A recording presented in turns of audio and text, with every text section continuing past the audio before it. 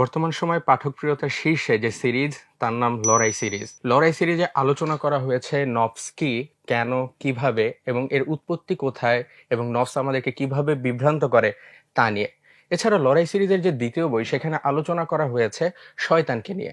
শয়তান কে, কিভাবে আমাদেরকে বিভ্রান্ত করে, প্রতিনিয়ত কিভাবে সে তার জাল তৈরি করছে বা তার জালের মাঝে আমাদেরকে ফাঁসাচ্ছে তা নিয়ে আলোচনা করা হয়েছে লড়াই সিরিজের দ্বিতীয় বইটিতে। লড়াই সিরিজের তৃতীয় বইটি হচ্ছে অলসতার বিরুদ্ধে লড়াই।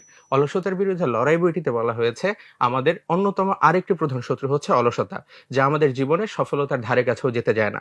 এই অলসতা কি, আমরা অলসতা যাকে মনে করছি আদৌ কি সেটি অলসতা? অলসতা বেশ বিস্তর, এবং এই অলসতা থেকে আমরা কিভাবে মুক্তি পেতে পারি তা নিয়ে আলোচনা করা হয়েছে এই বইটিতে। মাহমুদ বিন নূর লিখিত এবং রাইয়ান প্রকাশন কর্তৃক প্রকাশিত লড়াই সিরিজের 3টি বই পাবেন রকমারিতে।